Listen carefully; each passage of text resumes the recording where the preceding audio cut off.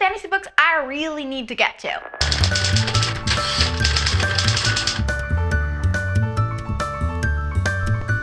I will do a separate video about a young adult fantasy TBR later, as there's more than enough for a video just on that. This one is going to be, I don't want to call it adult fantasy because that sounds dirty.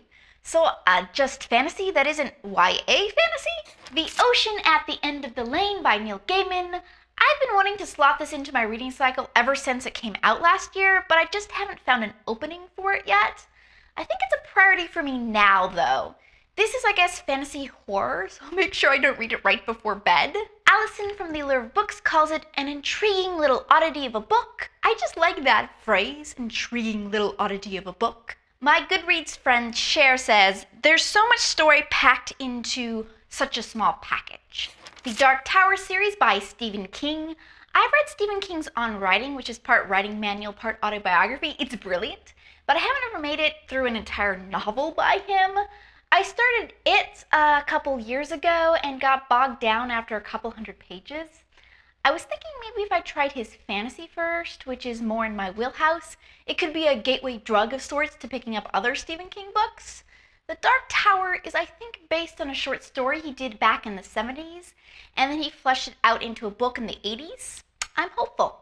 The Eye of the World by Robert Jordan. This is one of those seminal pieces of fantasy that I feel like I really should have already read, but haven't, so I'm trying to rectify that. Emily from OhMagicHour says, I love this book.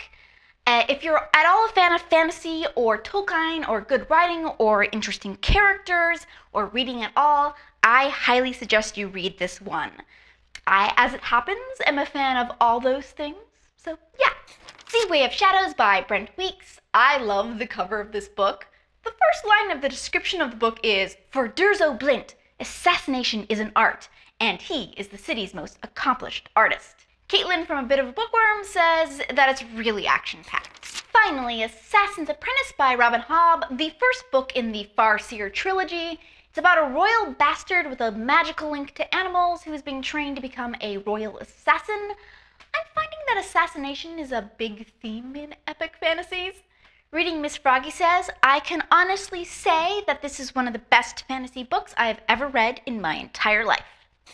Okay, this TBR focused mainly on epic fantasy and horror fantasy, as those are two parts of the genre that I haven't dabbled in as much as, say, the classic fairy tale fantasy. But don't worry, I won't be staying away from my fairy tales for too long. So what do you think of the books I listed? Any great epic fantasy or horror fantasy that I'm missing?